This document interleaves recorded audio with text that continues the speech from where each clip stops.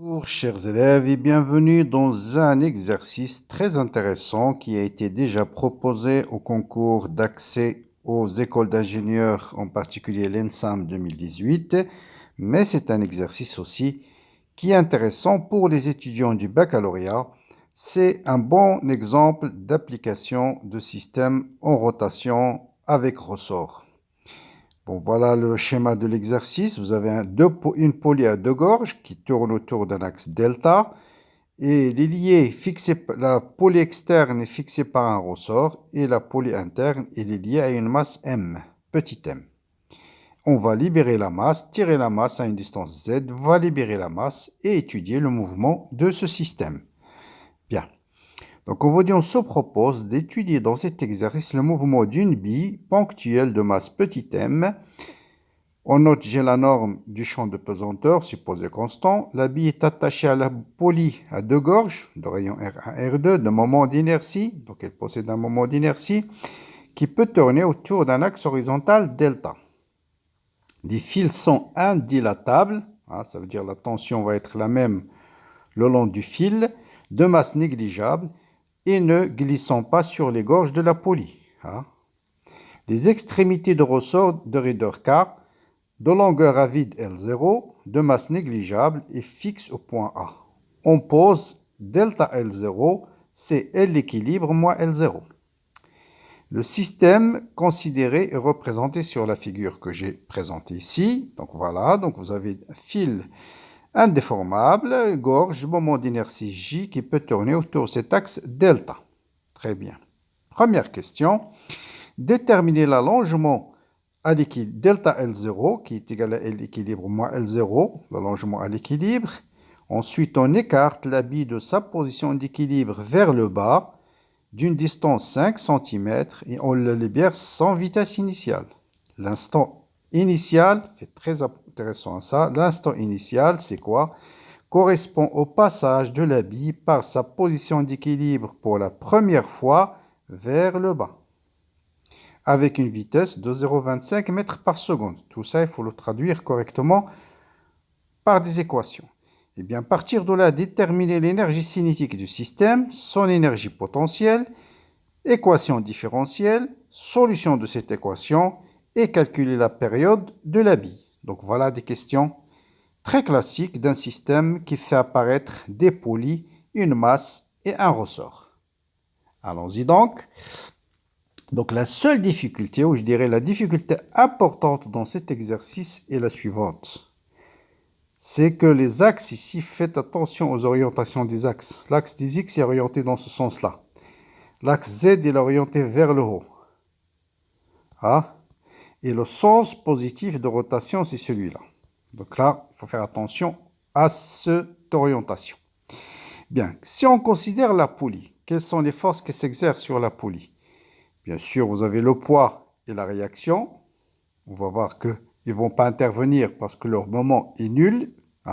Leur point d'action passe, leur moment par rapport au centre de la poulie est nul.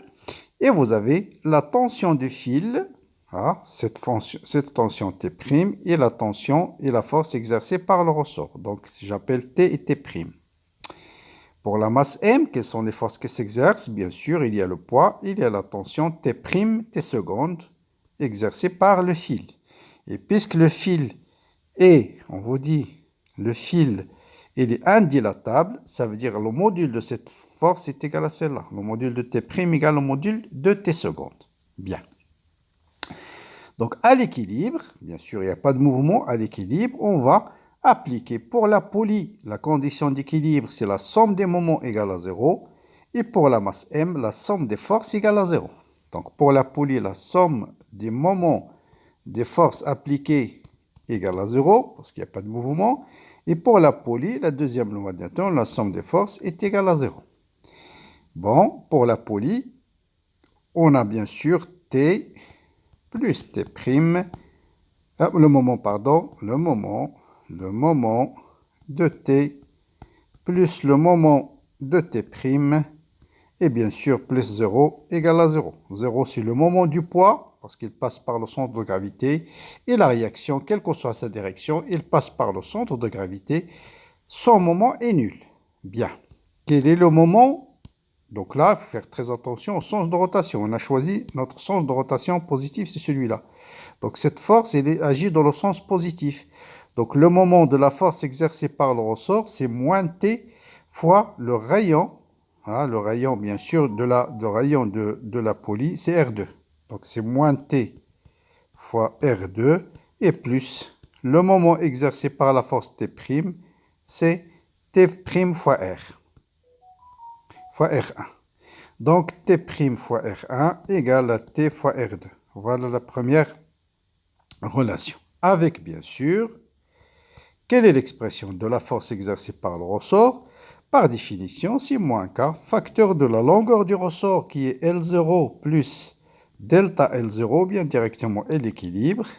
Sa longueur totale, c'est L l'équilibre, moins L0. Suivant quel vecteur unitaire? Le vecteur dirigé du point de fixation vers le point mobile. Et ce vecteur, c'est le vecteur I. Donc, suivant I. Bien sûr, ce qui intervient ici, c'est le module. Donc, le module de T, c'est K fois delta L. Bon, ça, on va l'appeler delta L0. Par définition, c'est delta L0. Donc, cette première relation nous dit que K fois delta L0 est égal à quoi? Est égal à T fois R2. De K delta L0 fois R2, hein, fois le rayon R2, pas oublier, le rayon R2, est égal à T' fois R1. Est égal à T' fois R1. Voilà la première équation. Hein, première équation. Maintenant, pour déterminer T', on va appliquer la deuxième loi de Newton, équilibre de la masse. On a bien sûr P plus T seconde égale à 0. Donc, on projette sur Z, donc mg est égal à T seconde. Et le module de T seconde est égal à T'. Et je remplace dans l'équation 1. Donc, K delta L0 fois R2 est égal à T' qui est mg fois R1.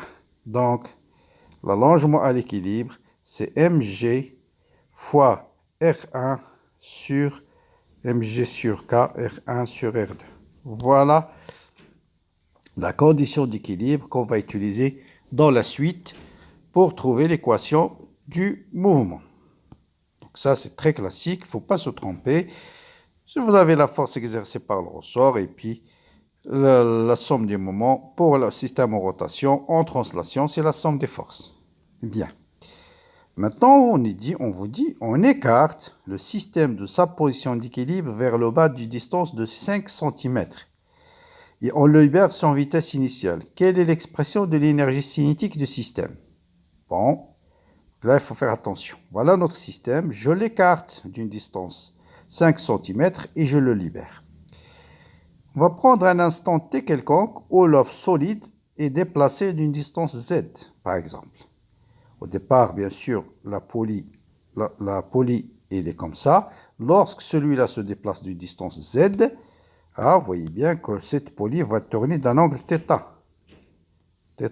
Voilà, il va tourner d'un angle θ. Et vous avez la relation, cette distance est égale à S. Donc le rayon, l'abscisse curviligne S est égale à Z. Or, S, c'est R1 fois θ. Donc Z égale à R1 fois θ. D'accord? Maintenant, il y a un petit problème où je vais y revenir. Quand le solide se déplace de distance Z, bien sûr, cette masse-là va se déplacer de distance X. Et cette poulie va tourner d'un angle θ. Hein? Tel que cette distance-là, c'est S est égal à R2 fois θ, qui est égal à X. D'accord? Donc, j'ai X égale à R2 fois θ et R1 fois θ égale à Z. Le seul problème que quand X se déplace dans ce sens-là, Z, la masse M, va se déplacer vers le bas. Ça veut dire Z, il est comment? Il est négatif parce que l'axe Z est vers le haut. Donc, le sens de déplacement de θ, quand le θ est positif, Z, il est négatif. Donc, quand θ est positif, parce que voilà le sens d'orientation de θ, vous voyez bien que Z se déplace vers les côtés négatifs. Donc, obligatoirement, on est obligé d'introduire un signe moins ici. D'accord? dans le sens de rotation. Par contre, si x augmente, vous voyez bien, θ se déplace dans le sens positif. Donc là, il n'y a pas de problème, il y a un signe plus. Donc ça, c'est le point important ici. On aurait dû orienter z vers le bas, comme ça, on n'aura pas de problème de ce signe moins. Donc, voilà la relation entre x, et bien sûr, quand cette pôle tourne d'un angle θ, la pôle externe tourne de même angle θ. Donc, vous avez la relation x sur R2 est égale à moins z sur R1. Voilà la relation de base pour chercher tout ce qui est énergie cinétique et énergie potentielle. Bien. Donc, l'énergie cinétique, bien sûr, c'est l'énergie cinétique de la masse M plus l'énergie cinétique de rotation. Donc, l'énergie cinétique, donc la première, on va le laisser, 1 demi mz point au carré et plus 1 demi j. Vous voyez bien, θ point au carré, c'est z point au carré sur R1 au carré. Donc, ce sera 1 demi facteur de m R1 au carré plus j sur R1 au carré fois z point au carré. Voilà l'énergie cinétique. Pas de problème. L'énergie cinétique, c'est facile. Il n'y a pas de problème. Vous avez l'énergie cinétique. Vous avez la relation. La seule difficulté, c'est le signe moins. Mais là, ça ne va pas intervenir puisqu'on fait θ point au carré. Donc, voilà l'énergie cinétique de notre système. Maintenant, l'énergie potentielle, c'est là où vous avez quelques petits problèmes. Donc, pour ce système, vous avez normalement 3 énergies potentielles. Vous avez l'énergie potentielle élastique du ressort, l'énergie potentielle de pesanteur de la masse M, l'énergie potentielle de pesanteur de la poulie. Mais comme la poulie, même si elle tourne, son centre de gravité reste constant. Il ne bouge pas. Donc ça, c'est une constante. Donc, ça ne va pas intervenir dans le calcul, puisqu'après, on va dériver. Maintenant, quelle est l'énergie potentielle élastique? Eh bien, par définition d'un ressort, c'est 1 demi-K, la longueur du ressort, moins la longueur à vide, fois au carré, plus une constante. Eh bien, on était à la position d'équilibre, c'est là où on a pris l'origine x égale à 0. Ensuite, on a déplacé la masse d'une distance petit m. Donc, la longueur de ce ressort à un instant t, c'est quoi? C'est L l'équilibre plus x. Donc, ce système-là, L moins L0, ça sera L l'équilibre plus X moins L0. Ça veut dire delta L0 plus X. Donc, l'énergie potentielle élastique, ça sera 1 demi K facteur de X plus delta L0 au carré, bien sûr, plus une constante. Voilà les deux énergies potentielles qu'on a. Et bien sûr, ça c'est l'énergie potentielle élastique. Il me reste l'énergie potentielle de pesanteur. Bien. Donc l'énergie potentielle de pesanteur, bien sûr, vous avez deux formules. C'est plus ou moins mg fois z. Donc si l'axe z est orienté vers le haut, c'est avec un signe plus. Donc plus mgz. Donc l'énergie potentielle de pesanteur, l'énergie potentielle de ce système, c'est 1 demi K facteur de x. Et là, x, on va le remplacer par z, parce qu'on va déterminer l'équation. Et z, on va le remplacer par z. Et z et x, c'est quoi? C'était moins z. Donc, delta L0 plus x. Donc, c'est moins. Et x, c'était moins R2 sur R1 fois z. Hein, faites attention au signe. Plus mgz. Et plus une constante, ça ne nous intéresse pas, la constante. Voilà l'énergie potentielle.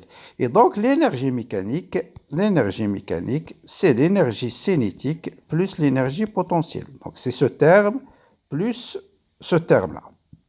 Bien. Maintenant, l'équation différentielle du mouvement.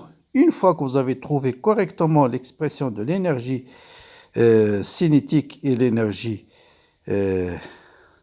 donc, l'énergie cinétique et l'énergie potentielle, après, il suffit de dériver. Bon. Donc, puisque le système est conservatif, pas de frottement. Donc, pas de frottement. Ça veut dire un système conservatif. Ça veut dire l'énergie mécanique est égale à une constante. Donc, je calcule la dérivée de l'énergie mécanique par rapport au temps. Égale. Bon, je calcule la dérivée de ce terme. Donc, vous voyez, je vais calculer d'abord la dérivée de ce premier terme-là. Je l'appelle A. Dérivée de A par rapport au temps, c'est quoi? Donc, je dérive A par rapport à Z, multiplié par d de Z sur d de T. C'est quoi la dérivée de ce terme par rapport à Z? Donc, 2 avec 2, ça s'en va. Et donc, il va vous rester K delta L0 moins R2 sur R1 fois Z. Donc, N fois F à la puissance N moins 1 fois F'. C'est quoi la dérivée de ça par rapport à Z? Donc, il y a un signe moins. Faites attention. Donc, c'est moins R2 sur R1, moins R2 sur R1 et fois D de Z sur D de Z fois Z point. Donc, voilà. Donc, c'est moins K R2 sur R1, facteur de delta L0, moins R2 sur R1 fois Z multiplié par Z point. Donc ça, c'est la dérivée de ce premier terme.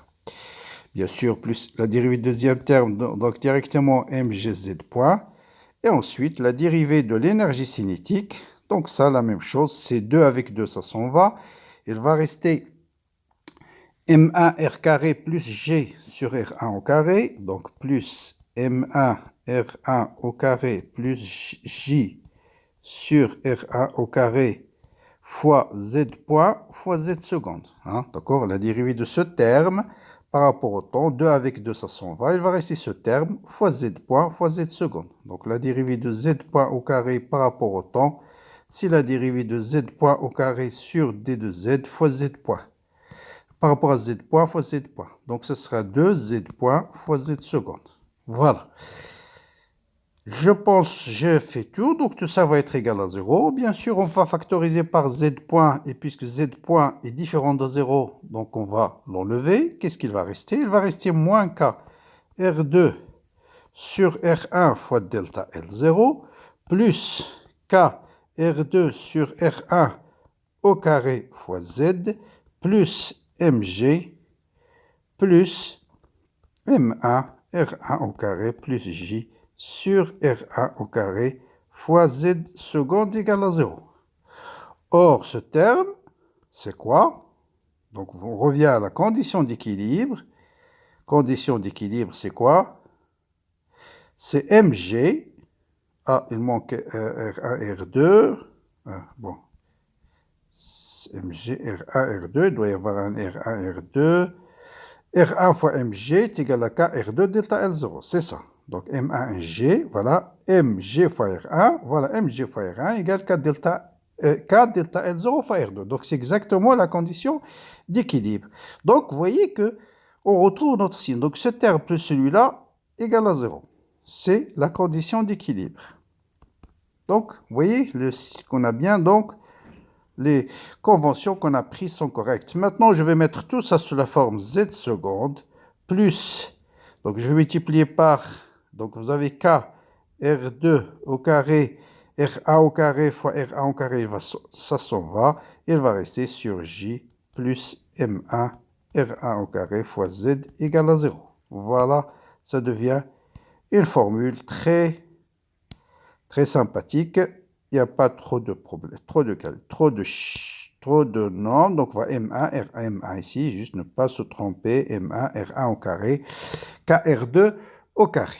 Voilà, donc je vais réécrire cette équation. Donc, notre fameuse équation différentielle, c'est Z seconde plus M R2 au carré sur J plus M1 R1 au carré fois Z égale à 0. Bien. Après, une fois qu'on a trouvé cette équation différentielle, on vous dit maintenant, on va revenir à ça. On vous dit, on a tiré l'objet vers le bas de 5 cm et on l'abandonne sans vitesse initiale. Donc tout de suite, Z max est égal à 5 cm. Ça, c'est la première donnée. Ensuite, quel est l'instant t égal à 0? Correspond au passage de la bille pour la première fois vers le bas. Donc ça, je vais l'expliquer ici. Donc je tire l'objet de 5 cm vers le bas. Je le libère avec une vitesse égale à 0. Ce n'est pas V0. Qu'est-ce qu'il va faire la bille? Il va monter jusqu'à son maximum et il va repasser par la position d'équilibre par la première fois. Et ça, c'est l'instant où on prend t égale à 0. Et à cet instant, v égale à 0,25. Vous voyez bien que l'objet va se déplacer vers le bas. Donc V0 c'est négatif parce que l'axe Z est vers le haut. Donc V0 en fait c'est moins 0,25. D'accord? Donc il passe pour la première fois, il passe pour la première fois mais vers le haut.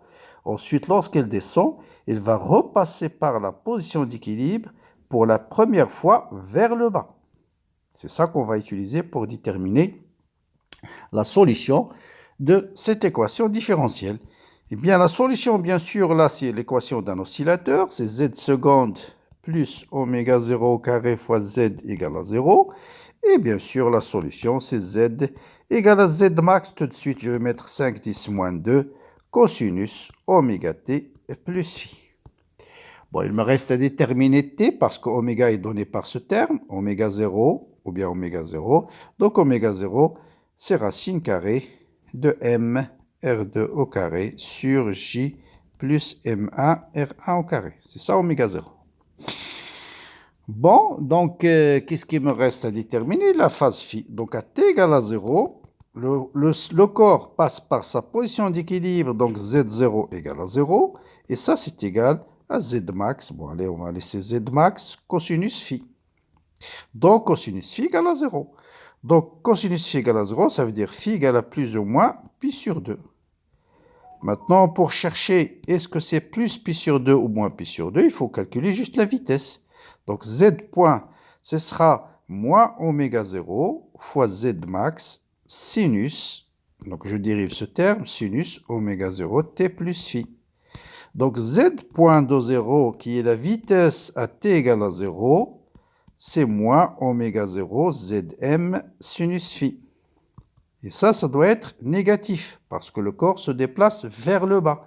Donc, sinus phi doit être positif. Donc, phi égale à pi sur 2. Et donc, on arrive à la solution finale.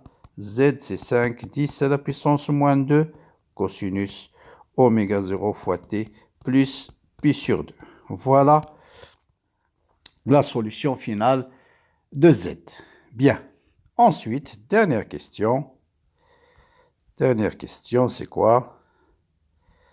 C'est calculer la période du mouvement. Bon, la période, là aussi, il y a une astuce, la suivante. Tout en général, qu'est-ce qu'on pense? On pense que la période, c'est 2pi sur oméga, c'est-à-dire 2pi fois racine carrée de j plus m1 r1 au carré sur quoi? Sur mr2 au carré.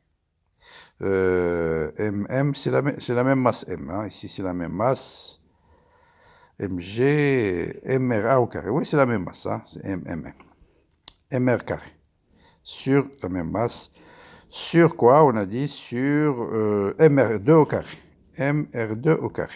Mais le problème, on ne connaît pas J, on ne connaît pas R1, on ne connaît pas R2. Donc, on ne peut pas déterminer cette formule. Mais, je viens de montrer que voilà, z.0, il est connu. C'est moins 0,25. Donc, je sais que la vitesse à t égale à 0, on nous a donné la vitesse. V de 0, c'est... Bon, c'est combien? Je crois c'est 0,25.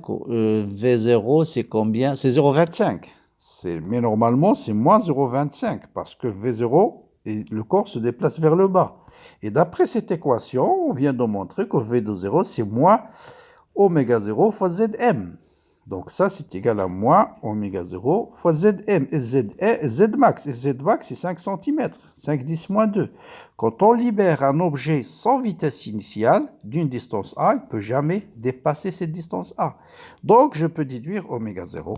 Oméga 0 égale à 0,25 sur 5 10 moins 2. Donc, c'est oméga 0, c'est 0,25 la vitesse. Oui, c'est 0,25 mètres par seconde sur 5 cm, 5 10 moins 2, 5 10 puissance 2. Donc, ça me donne 25 10 moins 2. Donc, fois 10 puissance 2, c'est 25 sur 5, c'est 5 radians par seconde. Donc, la période, c'est 2pi sur 5 secondes. Voilà pour ce sujet très intéressant dans lequel j'ai revu en détail un peu comment déterminer l'énergie cinétique, l'énergie potentielle, élastique, de pesanteur, faire très attention aux à l'orientation des axes.